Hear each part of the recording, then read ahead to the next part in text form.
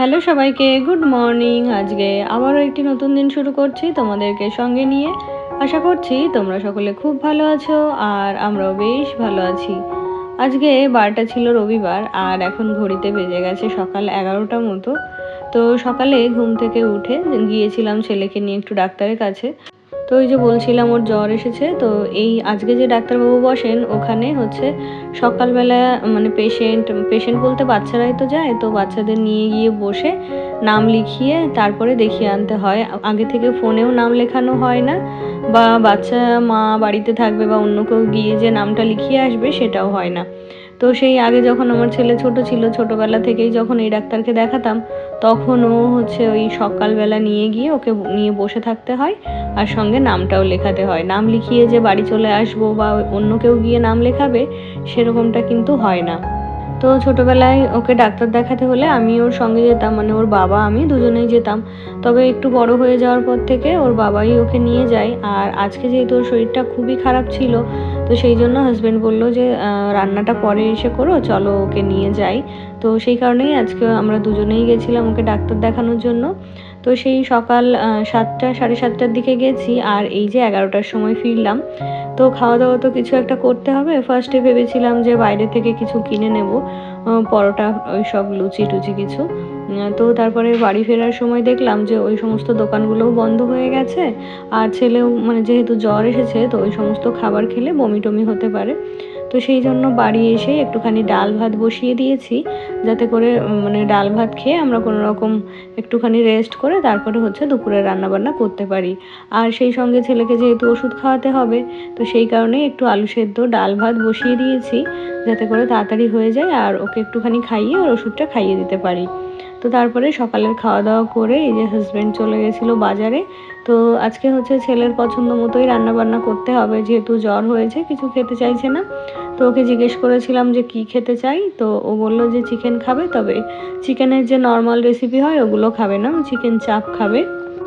তো সেই কারণেই তারই প্রিপারেশন শুরু করেছি। তবে হাজব্যান্ড আবার চিকেন চাপটা একদমই পছন্দ করে না, ওর আবার চিকেন কষা ভালো লাগে। তাই ভাবলাম যে আজকে চিকেনটা দুই ভাগেই রান্না করব।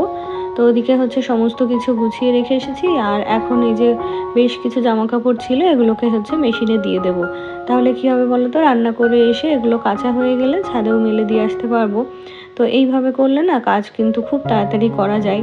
আবার ওই যে যদি ওয়েট করতাম যে রান্নাঘরে কাজ গুছিয়ে তারপরে হচ্ছে জামা কাপড়গুলো কাচবো, আর কাচতেও তো যেহেতু 30 থেকে 60 মিনিট সময় লাগতো, তো সেই জন্য দেরিও হতো। তাই ভাবলাম যে এখন যতক্ষণ রান্নাটা হবে ততক্ষণে জামা কাপড়গুলোও কাচা হয়ে যাবে, তাই আর কি মেশিনের মধ্যে জামাগুলো দিয়ে মেশিনটা এখন চালিয়ে দিয়ে যাব। আর ওই যে বললাম না যে আজকে 2 পদে মাংস রান্না হবে, তো এমনি কষা চিকেন তো সব মানে সহজেই হয়ে যায়, তবে এই চিকেন চাপটা করতে গেলে না অনেক কিছু করতে হয়, অনেক সময় লাগে। আর ছেলে যেহেতু এখন খেতে চেয়েছে, না করেও কোনো উপায় নেই। এমনিতেই এখন ঘড়িতে ওই 12:30 মতো বেজে গেছে, এখনও তো সব কাজই মোটামুটি পড়ে রয়েছে। আজকে ভাবলাম যে ঘরটাও একটু মুছবো। তো এই যে জামা কাপড়গুলো কাচা হলো, এখনও কিন্তু ঘর মোছা বাকি, তার সঙ্গে স্নান পুজো ওগুলো তো আছেই। তো এই যে যেহেতু খেতে চেয়েছে তাই ভাবলাম যে আগে ধীরে সুস্থে রান্নাটা করি, তারপরে বাদ বাকি কাজ করা যাবে। আর আজকে আমি মাইন্ড সেট করেই নিয়েছি যে আজকের রান্নাটা কিন্তু আমার তাড়াতাড়ি হবে না, বা রান্নাঘর থেকে আমি চাইলেও তাড়াতাড়ি বের হতে পারবো না। রান্নাঘর থেকে বেরোতে আমার ওই 2টো আড়াইটে আজকে বেজেই যাবে।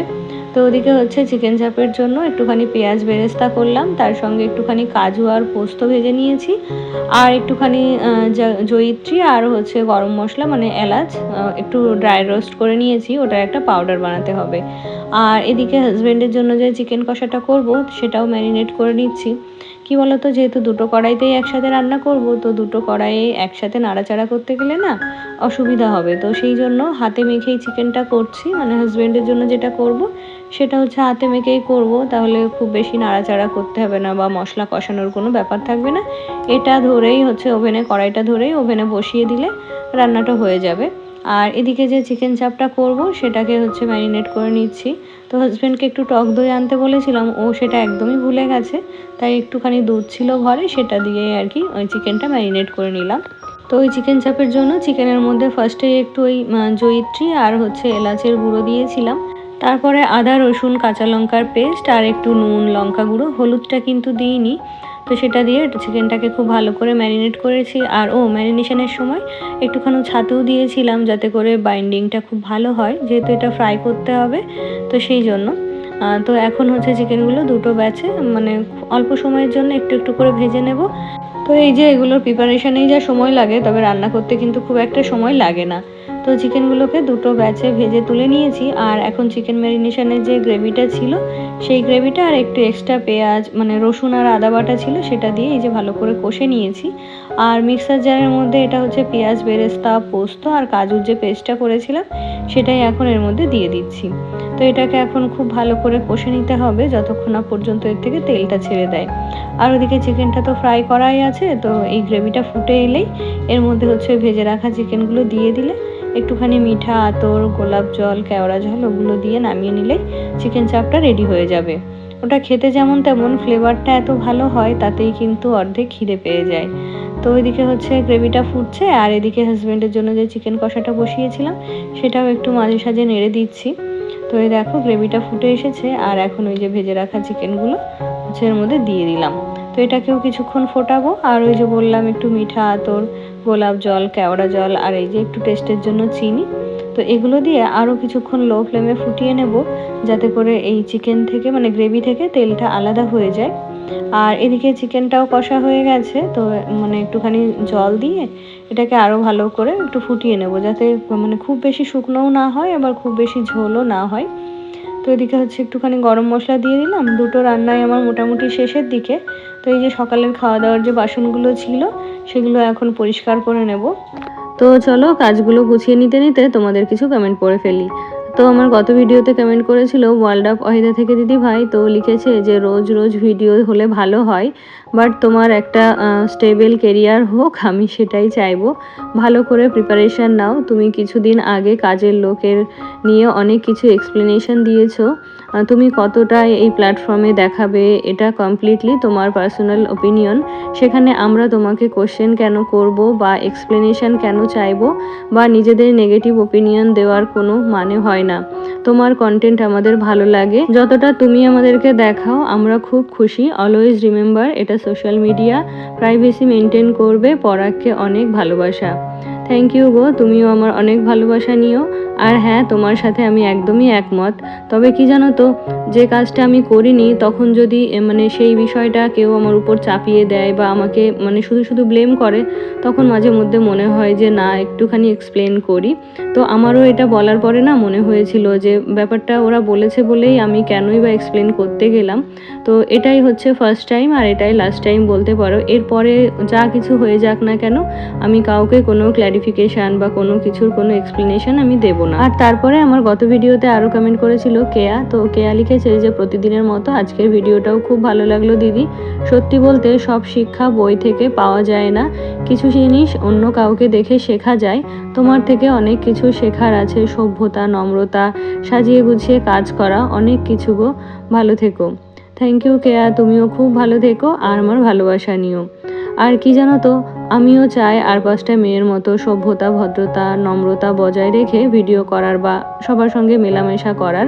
তবে কিছু কিছু মানুষ আছে না, যতই ভালো হয়ে থাকি না কেন বা তাদের সাথে ভালো ব্যবহার করি না কেন, তারা সেই খারাপ ব্যবহারটা করবে যতক্ষণ না পর্যন্ত আমি আমার খারাপ রূপটা বের করি। তো অনেক সময় কি হয় যে ধৈর্যের বাঁধ ভেঙে যায়, তারপরে হচ্ছে ওই মানে তাদের সাথে খারাপ ব্যবহার করে ফেলতে হয় এক প্রকার বাধ্য হয়েই। আমার গত ভিডিওতে আরও কমেন্ট করেছিল ভারতী দিদিভাই। তো দিদিভাই লিখেছে যে অসাধারণ হয়েছে আজকের ভিডিওটা বোন, নীল পলিশের কালারটা খুব সুন্দর, ভালোবাসা রইল অফুরন্ত বোন। থ্যাংক ইউ দিদিভাই, তুমিও আমার ভালোবাসা নিও। আরও কমেন্ট করেছিল লিজা মঞ্জুশ্রী মণ্ডল আইডি থেকে লিজা আর মঞ্জুশ্রী দিদিভাই। তো লিখেছে হ্যালো গুড ইভিনিং গো, দারুণ লাগলো আজকের ভিডিও। আর আমার মা তো ফ্যান তোমার, আমরা রোজ ভিডিও দেখি তোমার, ভালো লাগে। কিন্তু একটাই কথা, যে ম্যাগিটা বেশি দিও না, ওটা অ্যাভয়েড করার চেষ্টা করো। আর ভালো থেকো। আর আমার মায়ের নাম নিয়েও খুব মজা পায় মা। থ্যাংক ইউ লিজা, আর থ্যাংক ইউ মঞ্জুশ্রী দিদিভাই। এই যে দিদিভাইয়ের নামটা নিয়ে নিলাম। আর কি জানো তো, আমিও ম্যাগিটা না ওকে সবসময় দিতে চাই না, তবে ও স্কুলে যাদের সাথে বসে টিফিন খাই তারাও দেখি ম্যাগি, পাস্তা এই সমস্ত খাবার নিয়ে আসে। তো ওদেরটা দেখে বা ওদের সাথে যখন টিফিন শেয়ার করে, তখন আবার বাড়ি এসে বায়না করে যে মা আমাকেও আজকে ফ্রাইড ম্যাগি দেবে, ফ্রাইড পাস্তা দেবে। তো আমিও খুব একটা দিতে চাই না, তবে ওই যে মাঝে মধ্যে যখন খুব বায়না করে তখন দিতে হয়, তাই আর কি একটু বেশি করে এনে রেখেছি। তো ওকে জানাইনি যে ম্যাগিটা ঘরে আছে, থাকলে না সব সময় খেতে চাইবে। তবে ওই যে সময়ে অসময়ে মানে দেওয়ার জন্য তাই আর কি এনে রেখেছি। আরও কমেন্ট করেছিল অর্পিতা, তো অর্পিতা লিখেছে যে দিদি তুমি লোকের বাজে কথার উত্তর দিও না, তোমার রান্নাঘরটা খুব সুন্দর হয়েছে দিদি, তোমাকে যদি কাছে পেতাম তাহলে একবার জড়িয়ে ধরতাম, মন থেকে বলছি। জানো দিদি, আমার মা বাবা দুজনই মারা গেছে, অনেক দিন হয়েছে, অনেক দিন পর তোমার মতো ভালো মানুষ পেয়েছি দুটো মনের কথা বলার। ভালো থেকো দিদি, আর ছেলেকে ভালো রেখো। থ্যাংক ইউ অর্পিতা, খুব ভালো থেকো তুমি। আর তুমি মন খারাপ করো না, কারোর বাবা মাই তো চিরদিন থাকে না, প্রত্যেককেই তো একদিন না একদিন যেতে হয়। তো তোমার হয়তো কিছুদিন আগে চলে গেছে, আর এটাই বাস্তব যে পৃথিবীতে এলে তাকে একদিন কিন্তু পৃথিবী ছেড়ে যেতেই হবে। ওই যে কিছুদিন আগে আর পরে, এটাই আর কি। তো এই সব ভেবে তুমি মন খারাপ করো না প্লিজ, মেয়েদেরকে খুব ভালো রেখো, সেই সঙ্গে তুমিও খুব ভালো থেকো।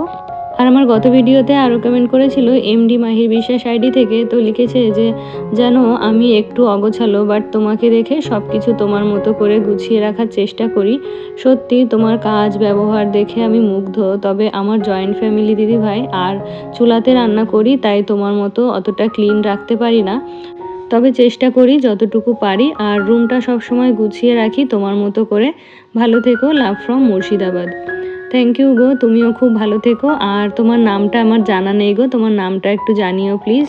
আর কি জানো তো, জয়েন্ট ফ্যামিলিতে চাইলেও কিন্তু সব সময় সব কিছু গুছিয়ে রাখা যায় না, কারণ জয়েন্ট ফ্যামিলিতে যেহেতু অনেকে একসঙ্গে থাকা হয়, তো সেখানে নানা জনের নানা মত।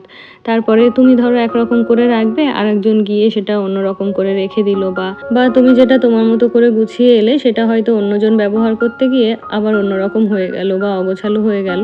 তো এটাই হয় জয়েন্ট ফ্যামিলিতে। তবে বেডরুমটা তো তোমার নিজের, ওটাকে তুমি মন ভরে সাজাও, মন ভরে সাজিয়ে গুছিয়ে রাখো তোমার মতো করে, দেখবে অনেক মানসিক শান্তি পাওয়া যায়। সত্যি বলতে যেদিন দেখি সংসারে কোনো কাজ নেই বা কোনো কাজই করার নেই, সেই দিন জানো তো কিছুতেই সময় কাটতে চায় না। তবে যেদিন দেখি কাজ আছে, মানে আমার করার মতো কিছু কাজ আছে, তো সেই দিন কিন্তু ওই কাজের মধ্যে থাকলে এমনিতেই সময় কেটে যায়, আর মনটাও কিন্তু ভালো হয়ে যায়। আর তারপরে তোমাদের সাথে দেখা হচ্ছে দুপুরের খাওয়া দাওয়ার পরে। তো হাজব্যান্ড একটু বাজারে গেছিলো একটা থার্মোমিটার আনার জন্য, তো সেই সঙ্গে ছেলে বলল যে ওর যেহেতু জ্বর হয়েছে তো এটা ওটা খেতে মন চাইছে, তাই ছেলের পছন্দ মতো কিছু মিষ্টি নিয়ে এসছে, আর ওর পছন্দের এই যে লেবু। তো আমি যেহেতু এখন একটু মানে খাওয়া দাওয়া করে শুয়েছিলাম, যেহেতু উঠেই পড়েছি, তাই ভাবলাম যে রান্নাঘরে অল্প কিছু কাজ রয়েছে, তো সেই কাজগুলো একবারে গুছিয়ে রেখে যাই। তো ওই যে একটা প্রাণ বিস্কিটের প্যাকেট, ওই বিস্কিটটা আমি কখনো খাইনি, তো ওটা হচ্ছে শ্বশুরমশাই সকালবেলা দিয়ে গেছেন, তো ওটা হচ্ছে কন্টেনারে রেখে দিলাম। আর ওই চিনিটাও ঢালার ছিল, চিনির কৌটোটা ধুয়ে দিয়েছিলাম, তো চিনিটাও রিফিল করে নিলাম। আর ওই যে গতকালকে কিছু গ্রসারি আনা হয়েছিল, তো সেগুলোই এখন একটু করে গুছিয়ে রাখবো। এমডি মাহির বিশ্বাস আইডি থেকে দিদিভাই আরও লিখেছে থ্যাঙ্কস আমার প্রশ্নের উত্তর দেওয়ার জন্য। আমার থেকে 1 বছর পর তোমার বিয়ে হয়েছে, ভালো থেকো এইভাবে, দোয়া রইল। আমি তোমার মতোই হ্যাপি, আমার 2 ছেলে, হাজবেন্ড খুব ভালো, ভালো থেকো। হ্যাঁ দিদিভাই, আর কি চাই বলো, দেখো ভগবান তোমাকে ছোট ছোট দুটো ছেলে সন্তান দিয়েছে। আর যত যাই হোক না কেন, মানে যত মন খারাপ থাকুক না কেন, ছেলে মেয়ের মুখের দিকে তাকালে না এমনিতেই মন ভালো হয়ে যায়। আর সেখানে তোমার একটার জায়গায় দুটো ছেলে, তো তাদেরকে নিয়ে তো তোমার খুব ভালো সময় কাটে। তাছাড়া বললে যে দাদা ভাইও ভীষণ ভালো। আর একটা মেয়ের কাছে আমার মনে হয় এর থেকে আর বেশি কিছু চাওয়ার থাকে না। তো খুব ভালো থেকো তুমি, আর তোমার সাথে কথা বলে আমার খুব ভালো লাগলো। আর আমার গত ভিডিওতে আরও কমেন্ট করেছিল পূজা, তো পূজা লিখেছে যে কচুর শাক আমারও ভীষণ পছন্দের, খুব সুন্দর ব্লগ, ফোনটা খুব সুন্দর হয়েছে। থ্যাংক ইউ বান্ধবী। আরও কমেন্ট করেছিল সামিয়া আক্তার, তো অনেক ধন্যবাদ সামিয়া তোমাকে। আর কমেন্ট করেছিল হিমেলিয়া পাল আইডি থেকে দিদিভাই, তো লিখেছে যে নাইস ঘর গোছানো, থ্যাংক ইউ দিদিভাই। আরও কমেন্ট করেছিল অনিন্দিতা চ্যানেল আইডি থেকে দিদিভাই, তো লিখেছে যে দিদিভাই নতুন বন্ধু হলাম, পাশে থেকো প্লিজ। থ্যাংক ইউ অনিন্দিতা, খুব ভালো থেকো তুমি। তো তারপরে সন্ধ্যাবেলাতে ওই ম্যাগিগুলো হচ্ছে কন্টেনারে রেখে দিলাম, আর ছেলের জন্য একটুখানি ম্যাগি বানিয়ে নিলাম। তো কি বলো তো, ওর তো জ্বর হয়েছে, তো ওই ভাতটা তোগুলো খেতে চাইছে না। তো আজকের ব্লগটা দেখলে বুঝতে পারবে যে আজকে সারাদিনে কত রকম কি আমাকে রান্নাবান্না করতে হলো। তো ওর পছন্দ মতো তো চিকেন করা হয়েছে, আবার সন্ধ্যাবেলা একটু ওষুধ খাওয়ানোর ছিল, তো সেই জন্য হচ্ছে ম্যাগি করে দিলাম। আবার রাতে বলছে কি লুচি খাবে, তো সেই কারণে এখন চলে এলাম কয়েকটা লুচি বানিয়ে নেব। তো ছেলে খাবে, আবার হাজব্যান্ডও এই ধরনের খাবার খেতে খেতে না ভীষণ পছন্দ করে। তো সেই জন্য প্রত্যেকের জন্যই আর কি লুচি করে নিলাম, তার সঙ্গে ওই যে চিকেন ছিল। আর আমার গত ভিডিওতে আরও কমেন্ট করেছিল বিউটিজ মেকওভার লাইফস্টাইল থেকে দিদিভাই, তো দিদিভাই লিখেছে যে খুব ভালো লাগলো ভিডিওটা বন্ধু। থ্যাংক ইউ দিদিভাই। আজকের ভিডিওটা তবে এখানেই শেষ করছি। তোমরা সকলে খুব ভালো থেকো। টাটা।